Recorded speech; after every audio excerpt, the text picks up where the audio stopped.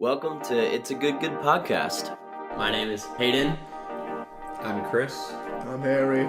And yeah, we're just a bunch of guys having talks about theology, the Bible, and God. And basically our whole goal is just to be accessible to anyone, that you don't need a theology seminary degree to be able to talk about God. We want to make it easy and simple. I definitely don't have any of those degrees. Yeah. That's so true, though. I mean, you just have to be interested in it. Mm. All the information's out there. Romans chapter 9. And yeah, we did briefly touch on the beginning of chapter 9, because he ends it in chapter 8 by saying, over all things, we believe that nothing can separate us from the love of Christ. Right. And then he kind of just pretty abruptly transitions to something totally different and begins talking about how he wishes so much that the Israelite people would have just done what they were supposed to do.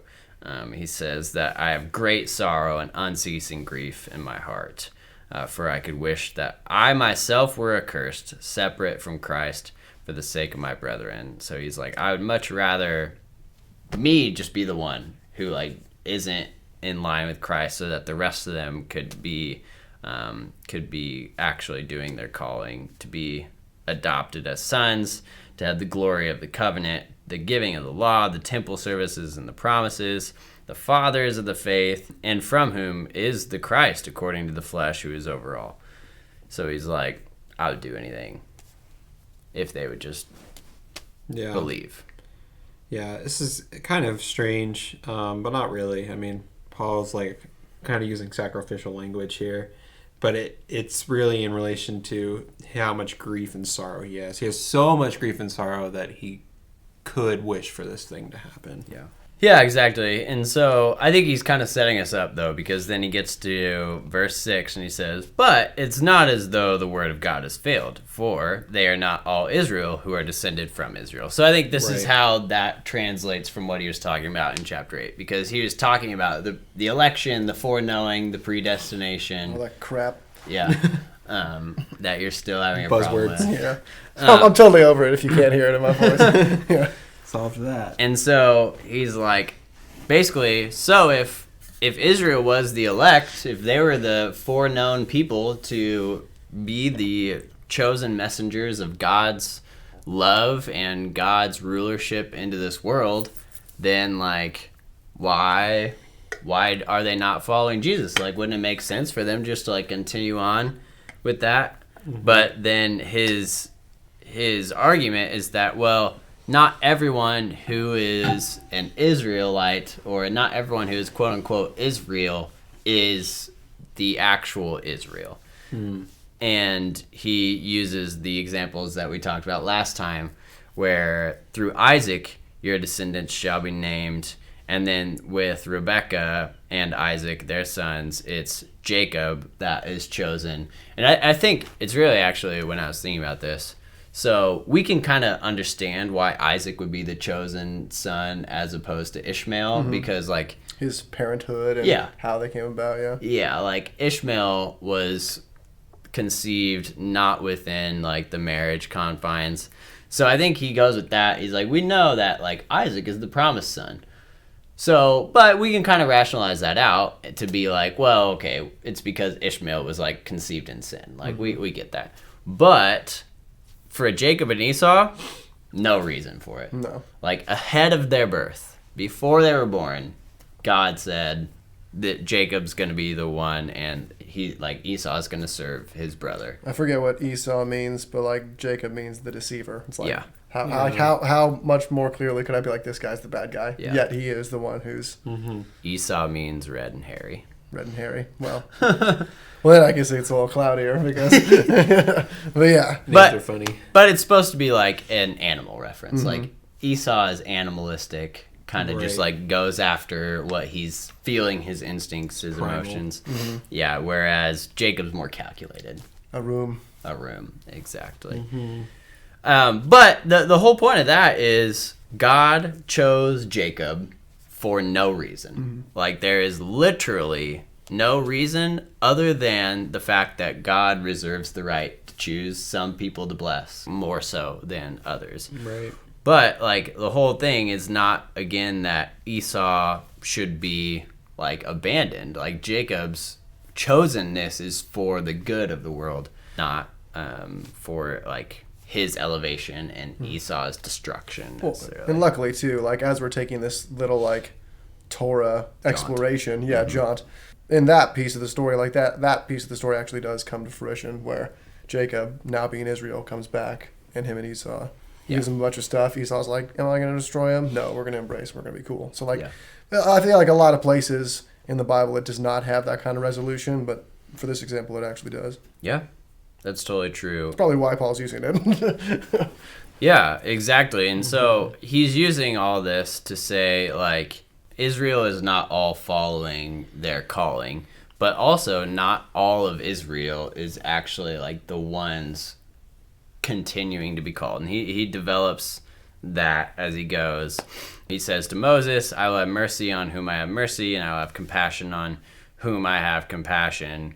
And then he says, why does he still find fault then? For who will resist his will? Which I think is like a totally reasonable thing to say. Like, well, if God is just choosing and it's not my fault, then why does he hold me accountable to my own choices? And he expands on that, but first he basically is just like, who are you to say that God's ways are wrong? Yeah, that's a recurring theme, I think. We were just talking about Job, too, on Wednesday night. Like, I think that's a recurring theme in a couple of books of the Bible. And, like, it's kind of harsh to read and to, like, take to heart. It's like, he's God and you're not. Like, his ways are higher than your ways. You couldn't possibly understand. But, like, I think the way that the Paul is saying it here, like, with the potter and the clay example, like, it is kind of that way. Like, you know, there is nothing that we can do to understand the reason and the rhyme for why things are the way they are. So why should we talk back to God, like he says? It's kind of a hard pill to swallow. And I'm only saying it calmly right now because like I'm just like reading it objectively, but like that's for sure a hard pill to swallow for me. So we kind of skimmed over this, but maybe we could talk about it a bit. What does Paul mean by for they are not all Israel who are descended from Israel? So I mean that's what I think what he's talking about here is Jacob is the chosen one to become Israel, right? And even though Esau had like, well, I think what he's saying is like Abraham was the chosen one. So you think that you would not instead of saying we are Israel, you would say like we're Abrahamites or something like that. You know what I mean? From Abraham, because that would make the most sense. But the way that God works is that it's not just like all of Abraham that gets chosen to be the blessed nation, even though that's kind of what you would expect from the narrative. Like he just chooses Jacob. And so I think he's using logic that will expand on as he goes, but to say like just because you're Israel, just because you're an Israelite doesn't mean anything. It doesn't mean that you're like chosen to take part in Christ's like continuing message. Yeah, well, I feel like he used this phrase children of the promise in like the last chapter or two as well.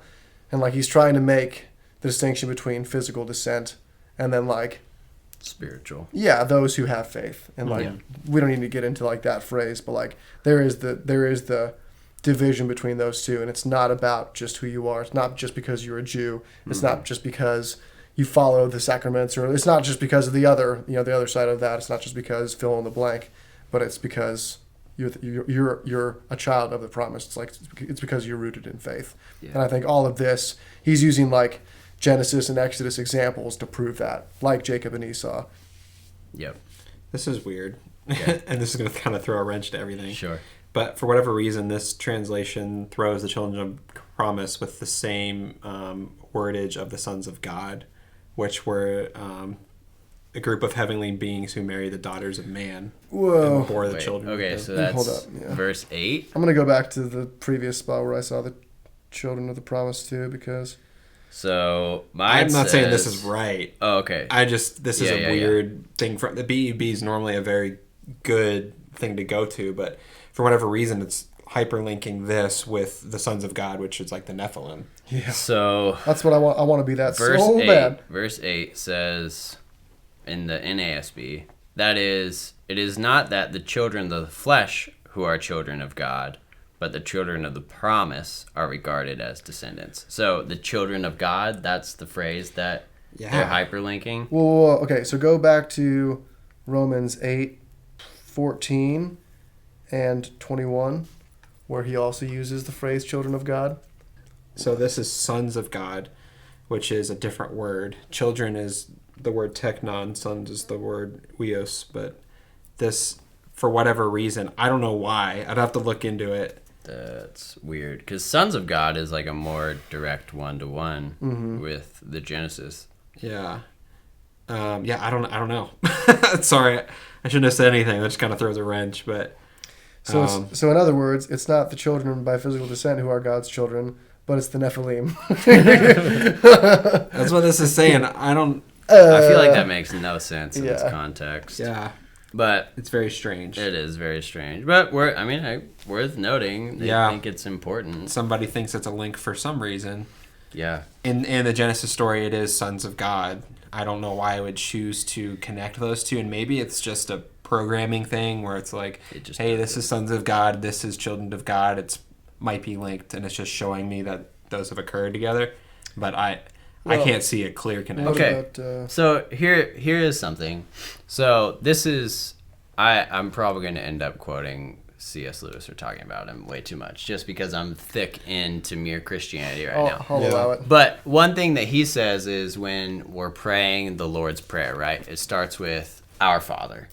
And he is like, I don't think we give that enough credit, because Jesus is the Son of God in the way that that phrase is being used. In other words, like the son of something means that you are part of the class of. Mm-hmm. So like if I was the son of a prophet, then I am part of the class of prophets. Like that's how Israelites and Jewish people use that. If I was the son of a fisherman or the son of fishermen, then that would just mean like I am part of the class of fishermen. Yep. So when we say sons of God, that means like I am part of the class of God, which is lofty sorts of things to say. Mm-hmm. And we'd have to go all the way back to the word Elohim and what that means. The phrase sons of God, when Jesus says, I am the Son of God, he is saying in the Israelites' mind, I am on the level, I am of the class of God, which is really lofty statement.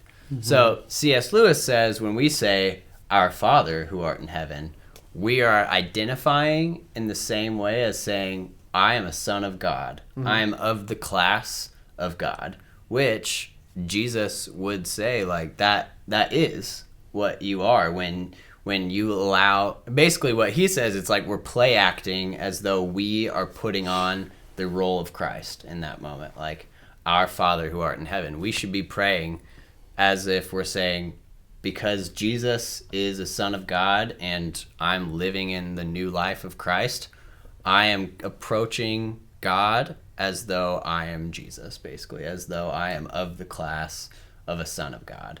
And so I think that's kind of what he is actually saying here, is like, it is not the children of the flesh who are the children of God, but the children of the promise are regarded as descendants. So it's not just because you're descended from Abraham, that doesn't mean that you're like in the class of sons of God. Mm-hmm. And he continues to build on that with the faith concept. It's not a class that you have by default.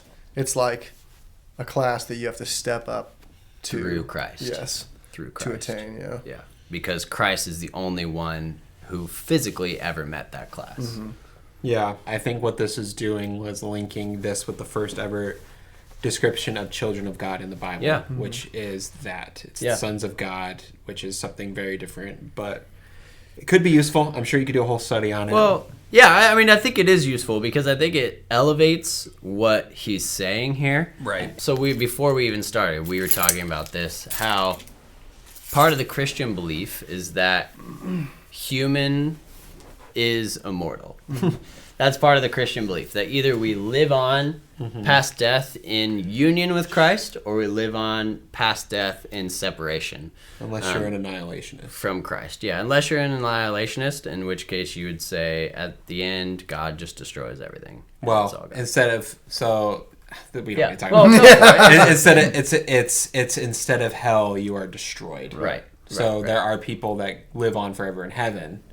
But instead of your soul being eternally consciously tormented, you are annihilated. Or you could be a naturalist, which is what you see is what you get, and then when you die, right. you're not destroyed. It's just over. I mean, yeah. But Christian. That's a Christian. Right. Annihilationism can be a point defended from the Bible. Right. All that to say is it's elevating that sort of language. It's saying like you are an immortal being. You are an eternal being that lives on beyond this. And when you say, like, our Father who art in heaven, or when you call yourself a son of God, you're identifying with your life as being equal to the status of Christ, not because of anything you've done. And that's what he's trying to say. It's not because you're Abraham's descendant. It's because of something else. And that's what he goes on and talks about.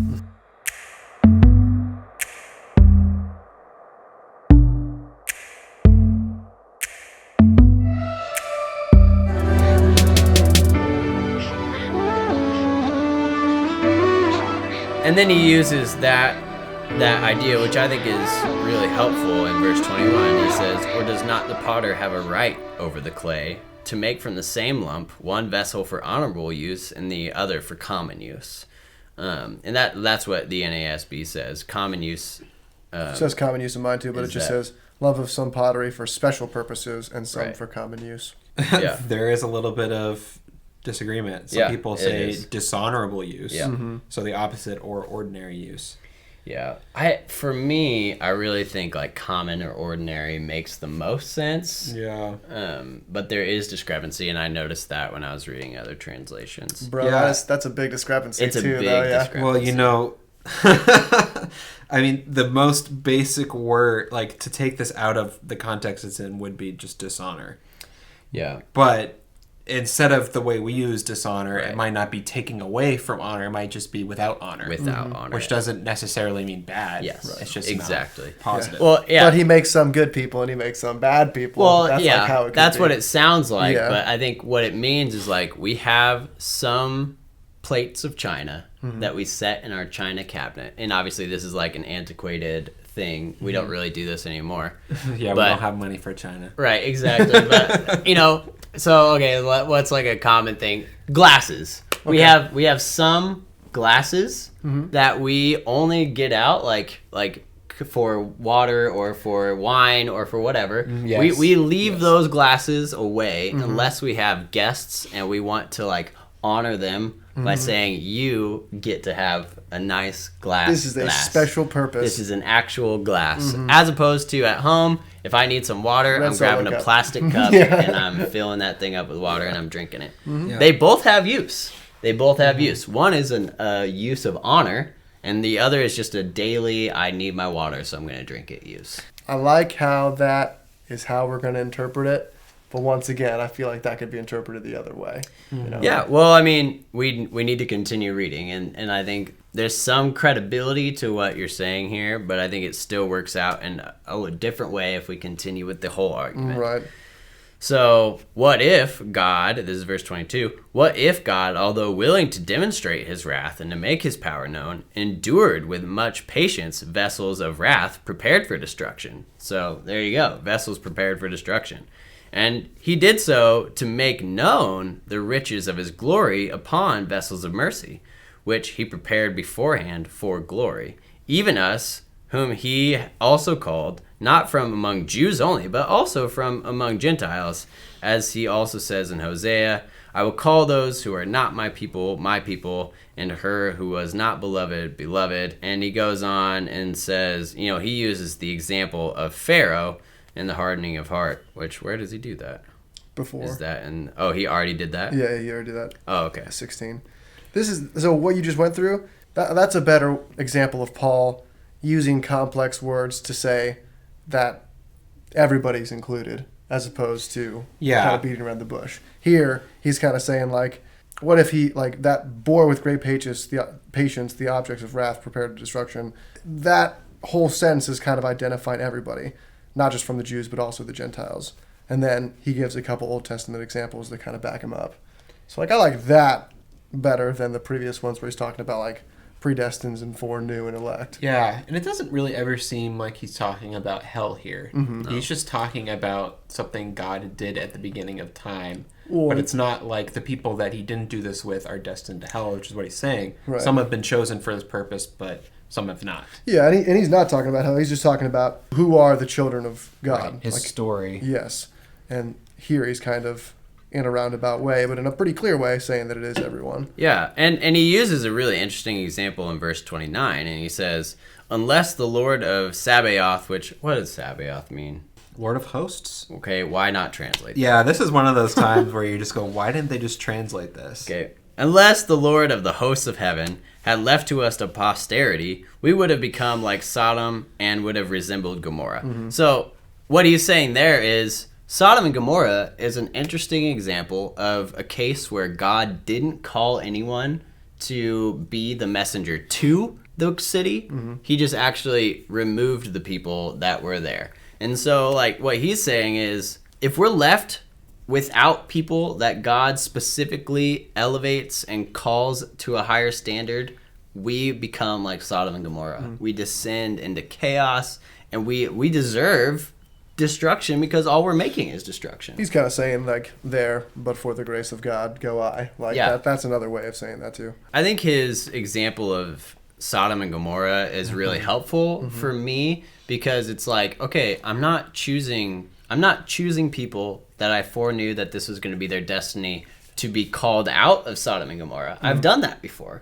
I've done that before, but that's not what I want to do because that resulted in the destruction of the entire city. What I want to do is call people up and elect people to be my representative for the salvation of Israel, not for the destruction of Sodom and Gomorrah. I think that gives the word elect to me a different meaning, too. Because, like, it's the difference between special purposes and then common use. Yeah. Instead of special purposes and hell. I think that, elect is not you're choosing heaven instead of hell. It's just you're stepping up to take that responsibility or whatever. Yeah, and like I looked at the word when we were talking about it again, and it's literally honor, and then it's time, which is honor, and then it's atame, or it's a different variation of it. But the is like, it's like atheist. It's like without honor. So it's literally like honor and not honor. Right. Yeah. So it doesn't mean bad. The absence of honor. Yes. Common use would probably be a better translation. Yeah. Yeah. Okay. So then he finishes out the chapter in saying, what shall we say then? That Gentiles who did not pursue righteousness attained righteousness, even the righteousness which is by faith. Even the righteousness by faith. Like, what should we say then? Gentiles who didn't pursue righteousness attained it anyway because of their faith. But Israel, pursuing a law of righteousness, did not even arrive at that law. Why? Because they didn't pursue it by faith. Because they thought it was just by works. They stumbled over the stumbling stone, and the stumbling stone being faith in Christ. It's Taking words right out of Isaiah's mouth. Yeah, exactly. It's this thing that when you see the law, when you see the rules, that makes a lot of sense to us. And so when you're like, it's by faith, it's so hard to take that and believe that because it's way easier to just say, well, I'll just follow the rules. Yeah. I think a lot of people want that in life too. Like we keep talking about how we want I want the Bible to be like a rule book. Like that's not what it is. Like I think a lot of people will feel so much better about themselves if they're just given a 1 through 5. Just do these things and you'll be good. But that's not. That's like specifically.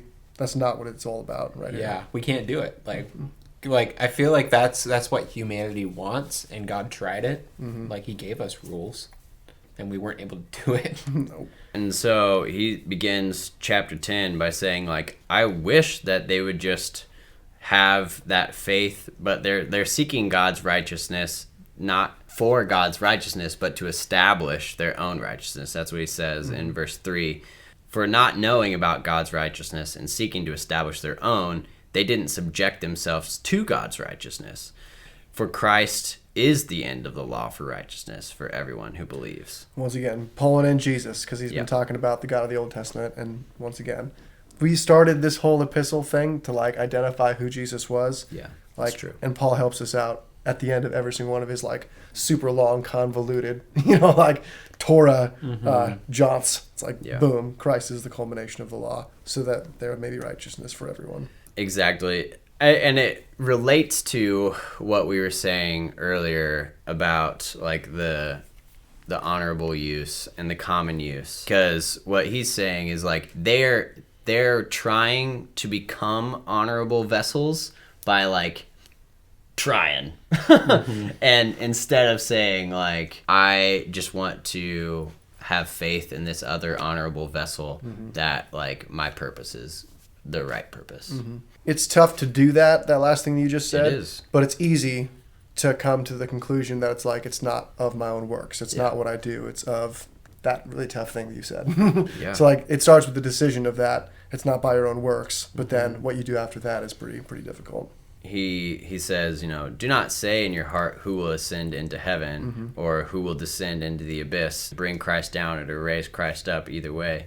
In other words, like, don't try to say I'm gonna work my butt off and ascend my way up to heaven or vice versa. But what it does say is the word is near you, in your mouth and in your heart. That is the word of faith which we are preaching, that if you confess with your mouth Jesus is Lord and believe in your heart that God raised him from the dead, you will be saved. For with the heart a person believes, resulting in right standing, and with the mouth he confesses, resulting in salvation. Why do people then say who's going to ascend to heaven and who's going to go to hell? Yeah, it's really interesting that people use Romans to defend the idea of election. Yeah. But right in here, he's like, don't do that. Yeah. Like, don't say some people, like, don't use this to say some people are going to heaven and some people are going to hell. Well, you always talked about how when you were a kid you had to, like, say a specific prayer. Absolutely. Was it derived off of this right here? If you declare with your mouth Jesus is Lord and believe exactly in your heart. So they would. I think this is part of Romans Road as well. Yeah. Romans Road is a string of verses that you can say to anybody to help them understand who Jesus is, The right gospel. why they need salvation, and to immediately get it. And my youth pastor would always say, if you don't know the date and time which you said this prayer, then you are not saved. That's wild. And that would terrify everybody. Yeah. So everybody would keep giving up their lives to Christ every Wednesday night. Yeah. So that if you confess with your mouth Jesus is Lord and believe in your heart. So the confession with the mouth is a big deal. Yeah. So I'll go on to say a little bit more about this. So for them, this was a one act thing. This means if I say it once, I'm good. But really what this is, probably the best way to say this is, if who you are says that Jesus is Lord, like if you say that Jesus is your Lord, then you're good. But the way that my church took it, it's like you actually have to physically say this out loud and then you're good. Like you're done, nothing else needs to happen. Or this is more like, if you have allegiance to Jesus, if he's your Lord, it's not really the act of saying it that's the important thing, it's the act of believing it. Right. For it is with your heart that you believe and are justified, and it is with your mouth that you profess your faith and are saved. Yeah, so I get why they could get that from that. I remember it putting a lot of fear in me. Yeah. For sure. Yeah, absolutely it does. And I think what you're saying, the Lord thing, is like the key. Yeah. What does it mean? And we don't really speak in that kind of terms because we don't have lords in our modern context. We don't have kings in our modern context. But if you confess with your mouth that Jesus is your king, that is something bold. And then to say, like, the reason is because I believe that he was raised from the dead. Like, he has more power than anyone could possibly ever have. And so that's why he's my king. Well, and I think, too, when I read this, like, I can understand where they come from, too, because Paul's, in my text, it's if you declare with your mouth, in quotes, Jesus is Lord. So it's like, if you just say, and like once again, we're just talking about it. Yeah. If you do 1 through 5, you'll be saved. It's like, okay, let me give you the words to say. Yeah. Jesus is Lord. Just say those words and You're saved. You're saved. You know, like that's probably most likely not what is meant here. You're right. It's like you can declare that Jesus is king through your actions and like the words that you say that are not necessarily those words. You know, That's part of it, like me saying Jesus is my Lord, but saying those words isn't going to mean anything if I don't actually believe them. But this is like, he's talking in context where people are openly declaring who their God is all the time. Like, who do you follow kind of thing. And for them, it probably is a question they have to answer a lot. Yeah. So he's like, when people ask you that question, you got to say Jesus is your Lord. Yeah. Yeah, and the funny thing too is, again, we're taking it out of the context that he's building this. Probably these words are not the key words. No. But probably the key words are, like in verse 11, it says, "For the scripture says, whoever believes in him will not be disappointed." Right. We say, whoever believes in him will not be disappointed. Right. But what I think he's trying to say is, Anyone. whoever Anyone. believes. That's the key word for him, because then he says, "For there is no distinction between Jew and Greek. Yeah. For the same Lord is Lord of all, abounding in riches for all who call on him. For whoever will call on the name of the Lord will be saved." Well, he actually, in NIV, he actually says what I wanted to say here. He says, anyone, and then he says, for everyone who calls on the name of the Lord will be saved. Yeah. Right. You're right, Hayden, though. The whole point of this is saying he's built up for 10 chapters that there are huge differences between Gentiles and Jews. And, like, he's finally getting the culmination of saying, yeah, but none of that matters, really, because this is the only... Anybody can follow Jesus. Anybody can be saved. And that's the funny thing is, like, we pick out, we're like, all these semantics, we're like, oh, this is the key. But really what he's trying to say is this is universal. It's not just God's salvation for the Jews, which has been the narrative up to this point, is God's going to save the Jewish people. Right. Now he's saying this is bigger than that. This is for God to save everyone. Yeah. It's almost like if you asked a few different people what the point of the first 10 chapters of Romans were.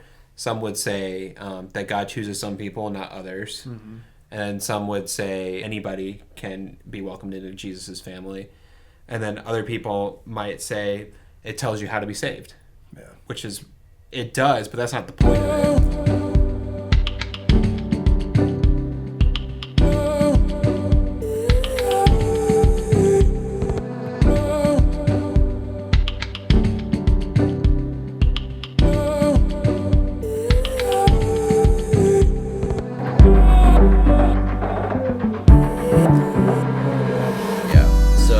Goes on to say, and if everyone is supposed to be saved, how are they supposed to know that? And he's like, you got to preach the word. Go preach Jesus. But even then, not everyone is going to believe the good news. Lord, who has believed our report? So faith comes from hearing, and hearing by the word of Christ. But I say, surely they have never heard, have they? Which I think is really interesting, and we still ask this question today. Is like, well, what about those people who've never heard about Jesus? Never had the opportunity to. Yeah, and he says, but I say, indeed they have. Their voice has gone out into all the earth, and their words to the ends of the world. But I say, surely Israel did not know, did they? For Moses says, I will make you jealous by that which is not a nation. And Isaiah boldly says, I was found by those who did not seek me. I became manifest to those who did not ask for me. But as for Israel, he says, all the day long I have stretched out my hands to a disobedient and obstinate people. In other words, both people have gotten the message. Like, Israel has been, like, God has just grasped and struggled with them all the time. So, like, for them to say you haven't gotten the message is ridiculous. But what's more than that, God has extended that to everyone else, which makes Israel jealous. They're like, wait a second, we thought we were the people that were supposed to be like the chosen, just people of God. And then so they're like, well, why do you think God extended it to other people? Maybe it's because you weren't actually doing it. And like, that idea is not supposed to make you angry as a Jewish person, but be like, oh yeah, you're right, like, I'm probably going about this the wrong way. I think too that ties into like it was like Romans 2, 3, and 4, where he's like, okay, Gentiles, they stink. But also, like, I think Jews, you might even be even more guilty because, like, you had all these things. Like, if you're the chosen people, why did you screw up all the time anyway? So, like, I think there's different standards for each, and both groups of people fall short, and that's okay. Yeah. But which is, it's awesome because Paul is probably the only person that can be saying all this because he is a Roman citizen and a Jew. He has a foot in both parties. Yeah. Yeah, exactly. So then he picks up in chapter 11 and says, well, has he rejected his people? And he's like, no, of course not. I'm an Israelite. I'm a descendant of Abraham. I'm of the tribe of Benjamin. God has not rejected his people whom he foreknew. Which I want to just stop right there real quick. Right. He has not rejected his people whom he foreknew. He just spent all this time saying that not all of Israel believes in Jesus, and yet he has not rejected his people whom he foreknew. So clearly foreknowing is not equal the same thing that we think it Chosen. means. Yeah. Absolutely. And he just connects it right here in 2 verses with Abraham. It's all about the line of Abraham. Or do you not know what the scripture says in the passage about Elijah? Lord, they have killed your prophets, they have torn down your altars, and I am left alone, and they are seeking my life. But what is the response? I have kept for myself 7,000 men who have not bowed the knee to Baal. So in this prophet of Elijah thinks that he's the only one faithful left to God. And God's like, I know it feels like that, but actually there are at least 7,000 other people that haven't bowed the knee to Baal. So in the same way, there has also come to be at the present time a remnant according to God's gracious choice. So what he's saying again is, yes, Gentiles are being saved. Does that mean that Israelites are not being saved? No, it means the same thing for both of them. And if by grace, then it cannot be based on works. If it were, grace wouldn't be grace. That's a really good way to put it too. It'd be something you earned. It'd be a gold star. Yeah. But that's not what it is. The way it works. And, connecting it again with Jacob. Was there anything Jacob had done to be chosen? No, it was just by grace. He kind of sucked, actually. Yeah. Yeah. Actually, everything was against him. It couldn't have been there's nothing Jacob could have done to earn it. No. It has to be by grace, which is why that story is really, really helpful. He goes on in verse 11, and I think this is again really important. Israel is not living up to the call, and in some places it says, let their table become a snare and a trap and a stumbling block and a retribution to them. Let their eyes be darkened to see not and bend their backs forever. Well, man, that kind of sounds like Israel's just like gonna get put down, basically, And so in verse 11, I say then, they did not stumble so as to fall, did they? May it never be. But by their transgression, salvation has come to the Gentiles to make them jealous. And that was what we said before. Like, because Israel failed in their calling, instead of God saying, well, screw it, we're done, he actually said, well, let's actually just expand it. Let's double down. Yeah. Yeah. And then he makes a really interesting argument in verse 12 and says, now if their transgression is riches for the world and their failure is riches for the Gentiles, how much more will their fulfillment be? And so he's like, look, goodness came out of them messing up. So does God just want to put them down? No. He wants them to return to him. And like, if goodness came out of the mess up, imagine how much goodness is going to come out of the salvation. Like, huge. I'm talking to you, Gentiles. Oh, man. Yeah, for if their rejection is the reconciliation of the world, what will their acceptance be but life from death? If the first piece of the dough is holy, the lump is also. And if the root is holy, the branches are too. And so this is where he goes in just to kind of, he's again counteracting what seems like Gentile supremacy mentality, where it's like, well, Israel got cut off from the tree of God, so to speak, and now I'm the new branch. And then he's like, well, look, obviously God cut off that other branch for a purpose, and part of that was to bring you in, but he did cut off that other branch, so don't think that you're like now super special. He could just cut you off too. And don't be conceited, but fear. For if God did not spare the natural branches, he will not spare you either. And on the other side of that, God is just able to graft them back on. So like Yeah. he has the power to cut them off, Right. and he has the power to graft them back on. It's Yeah. not. It's once again, it's only by the grace of God. Yeah. It's not because of what you do. It's not that you're a replacement, it's that you're an expansion. Correct. Yeah, exactly. Absolutely. So then he says, for I do not want you, this is verse 25, for I do not want you, brethren, to be uninformed of this mystery, so that you will not be wise in your own estimation, that a partial hardening has happened to Israel until the fullness of the Gentiles has come in. And so all Israel will be saved, just as it is written. And this is really important, I think. So all Israel will be saved, just as it is written. The deliverer will come from Zion. He will remove ungodliness from Jacob. This is my covenant with them when I take away their sins. A partial hardening has happened. And I think that's clear. Like, from the Jesus story, obviously the Jews' hearts were not in the right place. They commit, they were the reason he died. Yeah, exactly. And so, going back to Crucify him! Yeah, exactly. On a whole, yeah. But, I mean, also, Jews were the people that followed Jesus. Mm-hmm. Yeah, it's a partial hardening. Yeah, partial hardening. Well, not all the people who followed him were Jews. I feel like That's true. He went out to some other... Yeah, I just meant to say that some of them were Jews. Right. Yeah, exactly. And, obviously he's saying the hardening, he's hearkening back to Pharaoh again and saying, well, why was Pharaoh's heart hardened? Was so that God's glory could be made more abundant. Same thing in this case. A partial hardening has happened for a time so that all Israel will be saved. And he's like, the reason Paul's so confident in this is because God made a covenant with them. He's like, this is my covenant with them when I take away their sins.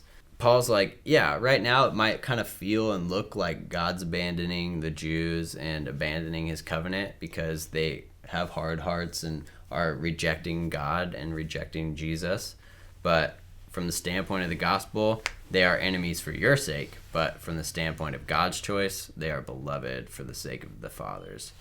For the gift and the calling of God are irrevocable. The gift and calling of God, irrevocable. Yeah. Yeah, and that's where part of Calvinist theology gets their irresistible grace portion. It can never be taken away. If God calls you, that you cannot resist it, and if you are an elect or if you are with God, that you cannot ever leave it. I'm really glad that we have actually gone through each of these chapters in absolute detail. We're not even done yet, but I feel like we've reached a milestone in what has been incredibly turbulent in my heart from reading each one of these chapters. It's just so interesting because if you read, it's very obvious to see where people get this from. Yeah. So, but if you put them in here, it's very clear that he's going back and forth between talking about Gentiles and Jews, Gentiles and Jews, Gentiles and Jews. Yeah. Which makes a lot of sense in the context of Rome because that's what the church was. Right. It was people that identified as Gentiles and people that identified as Jews, and them trying to figure out how to live together. Yeah. So then he says in verse 30, for just as once you were disobedient to God, but you were shown mercy, so now they have been disobedient too, but they will be shown mercy. And man, verse 32 so good. For God has shut up all in disobedience, so that he may show mercy to all. One of the biggest parts is the very end, and I'll just read the whole rest of it. Oh, the depths and the riches, both of the wisdom and knowledge of God. How unsearchable are his judgments and unfathomable are his ways. So, even if we feel like we've got it, it's still so much beyond what we can figure out. For who has known the mind of the Lord, or who has become his counselor, or who has first given to him, that it might be paid back to him again? For from him and through him and to him are all things. To him be the glory forever. Amen. And I think that verse 36 really sums up what he's trying to say and is super helpful. For from him and through him and to him are all things. And I think that's so important because, we get frustrated. We feel like things aren't fair, or we feel like why would God choose some things over another? But Paul's final statement in this section is, look, everything that you have, everything that you are, everything that you experience, it's all from God, and it's all for God, and it's all happening because of God. So what God wants to do, he is gonna do, and it's for his sake, not for yours. And that could be discomforting, except for the fact that we have proof that God's end is to love. What can separate us from the love of Jesus? Which he's just spent many, many chapters and many, many words and many, many examples to hit home.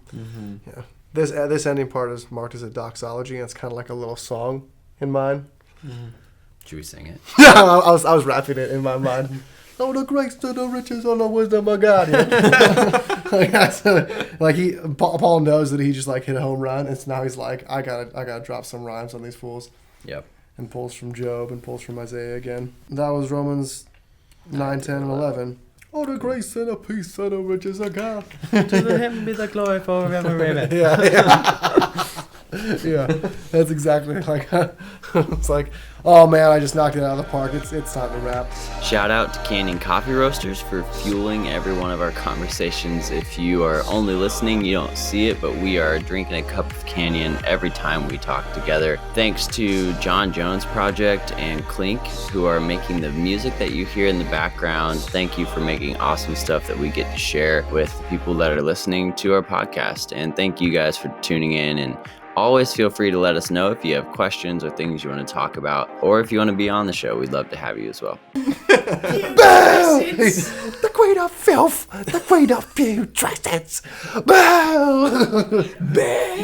Yeah, that lady gave me nightmares. Oh, for dude, real, I dude. had nightmares because of her. I was so confused. I saw that movie for the first time when I was like 6. It took me a while to realize that was a dream and that wasn't reality. Yes. Like when it happened twice, I was always like, this just happened.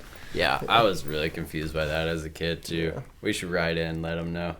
Yeah, this wasn't super clear. I don't know in the script. It like could have been like wavy on the sides to imply a dream sequence or something like that. There's been that is talk the point. that they're like trying to redo it. Yeah, That's disgusting. The actual cast is like vividly against it. Carrie, however you say his last name. Elwes. Yeah. Elwes, I think. Elwes. Yeah, he said something like, there are very few perfect movies left. Quoting the own movie. Yeah, Be ashamed would to be ruin. ashamed to ruin. We're starting right here too, because chapter 9. Well, chapter 9 right here, because we went through I wish I could cut myself off from Christ for the sake of my own people. Well, we'll give a little recap. Okay. We'll get there. All right. So thus concludes our movie podcast short. What would the title of our movie podcast be? You got to think of a good one before we keep going. Let's see. A movie. What's our goal? Just to like talk about our favorite movies, quote them. Yeah. Talk Movies that move me. Done. That's a really good one. Okay, yeah. All right. There you go. So that was our episode 1 of Movies That Move Me. Now on to Romans